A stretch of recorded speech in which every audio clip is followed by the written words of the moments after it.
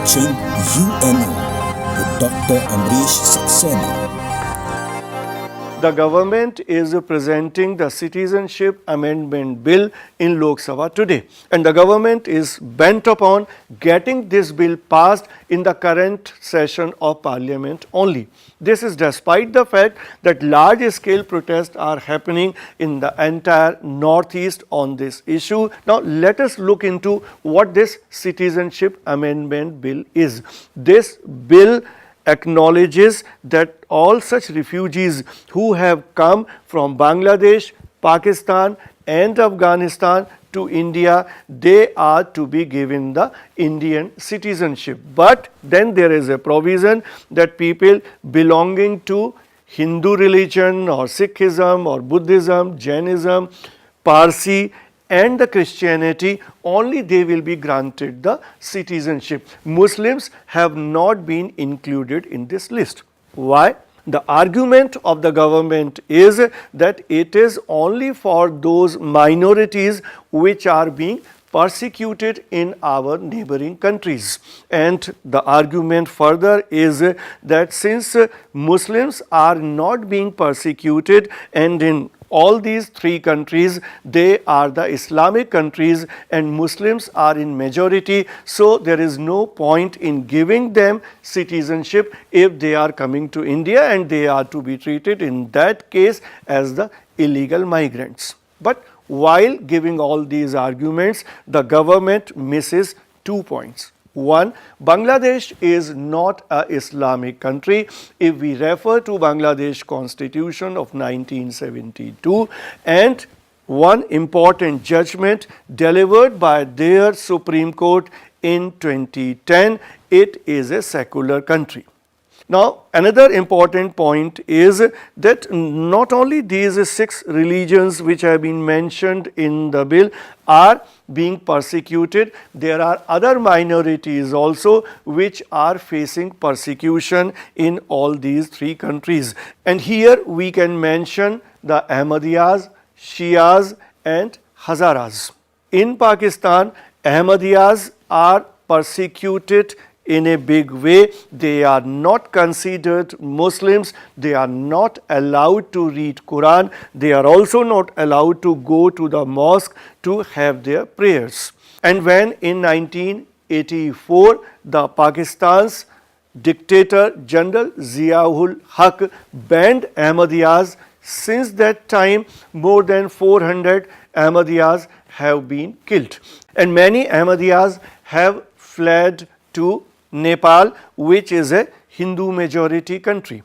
Now, talking about Shias, Shias have 15 to 20% population in Pakistan, but still they are facing persecution. And ironically, the founder of Pakistan, Muhammad Ali Jinnah, was also a Shia.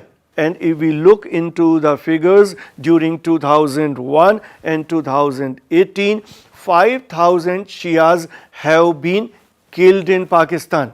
Shias are being persecuted not only in Pakistan, but both Shias and Ahmadiyas are being persecuted in Bangladesh as well. And talking about the Hazaras of Afghanistan, and if you look into the population of Hazaras in Afghanistan, that used to be 67% of the country's population in 19th century, and today it is just 15% of Afghanistan's population. They are also not recognized as Muslims, and Taliban have always been targeting them. And during this Taliban rule, about 4,000 Hazaras were killed by Talibanis. They have fled away in large numbers to Pakistan and Iran, but there also they are facing the persecution, and recently thousands of them have fled to Sweden. And here I can also point out this, that there are more minorities in our neighboring countries which have not been included in the Citizenship Amendment Bill. For instance, the Tamil Hindus of Sri Lanka and Hindu Rohingyas of Myanmar. So let us hope that the government will act by some wisdom and will look into the objections which are being raised, will try to remove the anomalies from the bill and will try to make it more humane and rational. Now moving on to another story, yesterday in this program I talked about the Citizenship Amendment Bill 2019 and I referred to the exclusion of certain minorities in this particular bill. Now as a follow-up story, I will further look into today in this program the aspect of constitutionality of this bill. And if I can tell you the details of this bill was taken up by Lok Sabha yesterday morning. The debate continued for the whole day for more than 7 hours. Around midnight the voting happened and this bill got passed by 311 versus 80 votes. This bill prescribes that all such refugees which are coming from Bangladesh, Pakistan and Afghanistan and who belong to 6 religions including Hindu, Sikh, Baudh, Jain, Parsis and Christians, they will be granted citizenship in India and the cutoff date is 31st of December 2014. This means anybody who would have come to India before this date will be granted the citizenship. But then during the debate yesterday in Parliament, the opposition members raised certain objections. They said that mixing religion with citizenship is in fact a violation of the basic structure of the Constitution. They also said that secularism has been mentioned as an important tenet of the preamble. So, by doing something based on religion, the preamble is in fact being violated. The other arguments, if we look into, the opposition members said that this bill has been brought in violation of Article 14. Article 14 is about equality before the law in all kind of cases. They also say that this is a violation of Article 15. Article 15 says that there should be no discrimination on the basis of religion, race, caste, sex or place of birth. The opposition members are also of the opinion that this is a violation of Article 21. Article 21 gives us the right to life and personal liberty. It is also said to be against Article 25 and 26. Article 25 gives us the freedom to profess, propagate and practice any religion.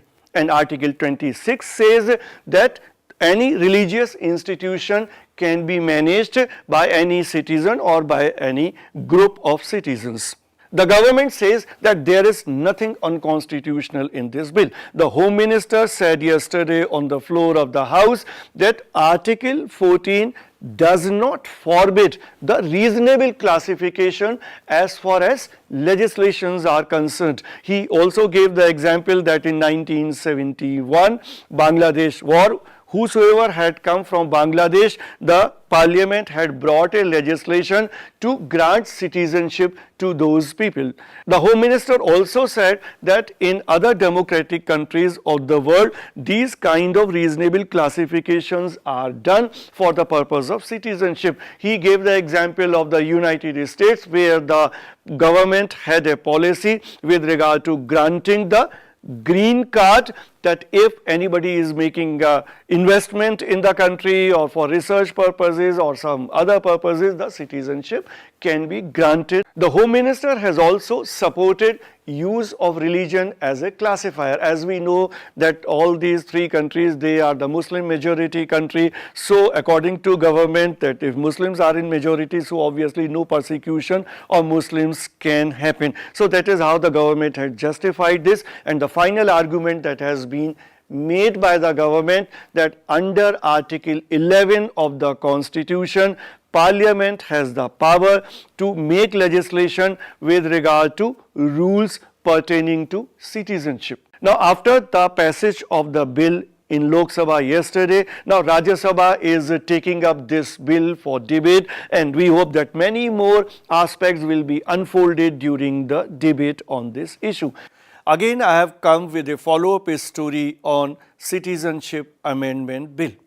In 62nd edition, I talked about the minorities which have not been covered in this bill, and in the 63rd edition, I talked about the constitutionality of this bill. And today I will be telling you about the beneficiaries of this bill once this bill becomes an act.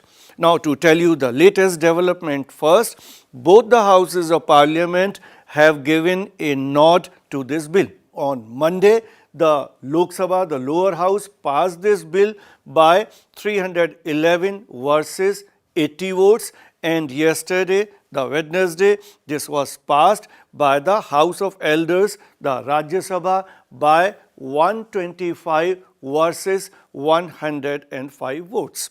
Now, as per the provisions of this bill, the illegal migrants from Pakistan, Bangladesh, Afghanistan belonging to 6 religions, that is Hindus, Sikhs, Buddhists, Jainis, Parsis and Christians, will be entitled to get the Indian citizenship, but with the deadline that those who have come before 31st of December 2014, they are entitled for the citizenship. Now, who are the real beneficiaries of this? There are 31,313 migrants who are directly benefited by this bill.